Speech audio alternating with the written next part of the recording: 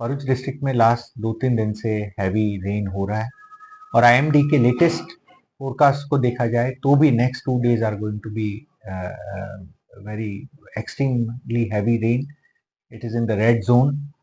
तो इसके और दूसरा Bharuch gets affected with the water that is release from Sardar Sarovar dam.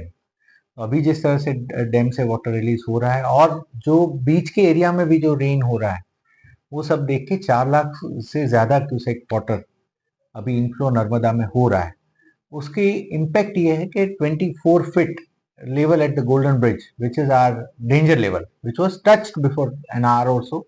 1 घंटे से पहले वो लेवल टच हो गया था, फिर it has gone down because जैसे पानी आने का भी इफेक्ट होता है इसी तरह से टाइड का भी इफेक्ट रहता है. तो नाउ टाइड हैज गॉन तो पानी लेवल डाउन गया है.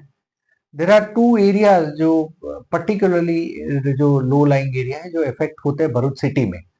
तो वहां से हमने 280 people have been shifted to a safer place and we are waiting. जैसे वो 22 से नीचे लेवल जाएगा then we will allow them back to their own places. By and large stand by में टीम्स पूरे डिस्ट्रिक्ट में है. हर एक तालुका में all senior officers are taking lead in every taluka. आज तक अभी तक हमारे पास कोई ऐसे कोई पानी बहुत ज्यादा भरने के, लोगों के फंसने के ऐसे इश्यूज एक भी इंसिडेंट आया नहीं है. And the team is on the stand by. District level में कितने लोगों को स्थानांतरित किया गया?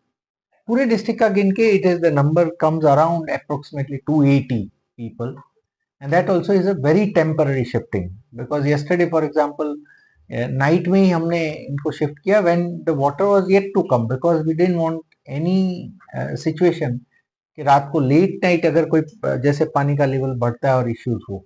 इस तरह का it is a temporary shifting of 280 people. છેલ્લા 2 દિવસથી ભરૂચ જિલ્લામાં વરસાદ પડી રહ્યો છે અને આઈએમડી ના લેટેસ્ટ ફોરકાસ્ટ જોઈએ તો પણ ઓછા આવતા 2 દિવસ સુધી તો ભરૂચ જિલ્લો રેડ ઝોનમાં રહેશે. હાલ સાર્વત્રિક વરસાદ આખા જિલ્લામાં આપણને જોવા મળી રહ્યો છે વ્યવસ્થિત રીતે અને સિઝનનો 112% વરસાદ સુધી આપણે પહોંચી ગયા છીએ. ભરૂચ જિલ્લામાં આપ જાણો છો તેમ સરદાર સરોવરમાંથી જે નર્મદા નદીમાં પાણી છોડવામાં આવે છે એની પણ ઇફેક્ટ સારી એવી અહીંયા રહે કેમ કે અહીંયાથી ટી લેન્ડ ઉપર આપણે આવીએ છીએ. છેલ્લા 2 દિવસથી જે રીતે પાણી છોડવામાં આવી રહ્યું છે એની ઇફેક્ટ જોતા તેમજ આખા વચ્ચેનો જે એરિયા છે આખો કેચમેન્ટનો એ એરિયામાં પણ જે રીતે વરસાદ આવી રહ્યો છે એ જોતા હાલ છેલ્લા 1 કલાક પહેલા જ 24 ફૂટનું લેવલ ગોલ્ડન બ્રિજ ખાતે જોવા મળેલું જે લેવલ આપણા ડેન્જર લેવલમાં ગણાય છે. પરંતુ એની એક ટાઇડની પણ ઇફેક્ટ એમાં હતી. એ જો જેમ કે ટાઇડ જેવું ગયું તો હાલ એ લેવલ 24 થી નીચે આવી ગયું છે હાલના સંજોગે. હું જિલ્લાના તમામ નાગરિકોને હું અપીલ કરું છું કે હાલ 2 દિવસ તો હજી રેડ ઝોનમાં આપણા જિલ્લો છે. વહીવટી તંત્ર આપને લેટેસ્ટ અપડેટ્સ દરેક બાબતોમાં આપતું રહેશે અને હું મીડિયાના મિત્રો થકી પણ અમે એને સર્ક્યુલેટ કરતા રહીશું.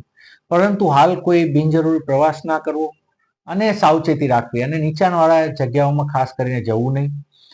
ડિઝાસ્ટર મેનેજમેન્ટની એક અમે ચેનલ પણ બનાવી છે. લોકો એને ફોલો કરે તો અપડેટ્સ એ વોટ્સએપ ચેનલ્સમાં પણ આવતા રહેશે. અને એક ઈ રેવા કરીને એક પોર્ટલ થકી આપણે ગોલ્ડન બ્રિજ ઉપરના લેવલ પણ લાઈવ આપણે બતાવી રહ્યા છીએ સેન્સર્સ થકી. આનો ઉપયોગ એટલે કરી શકાય કે 22નું લેવલ એ વોર્નિંગ લેવલ છે અને 24 ફૂટનું લેવલ એ ડેન્જર લેવલ છે. નાગરિકોને પોતાના મોબાઈલમાં આ લેવલ કેટલું છે ને બધું જાણવા મળી શકે છે. તેમને પોતે પણ એક સચેત રહી શકે અને આગળ એની અમારી એલર્ટને પણ જોઈ શકશે એમાંથી. ફરીથી આ રેડ ઝોનના આ જ્યારે ડિક્લેર થયું છે ને આઈએમડીના ફોરકાસ્ટમાં હેવી રેઇનના પ્રેડિક્શન છે. તમામ લોકો સચેત રહીએ અને સાવચેત રહીએ. Thank you.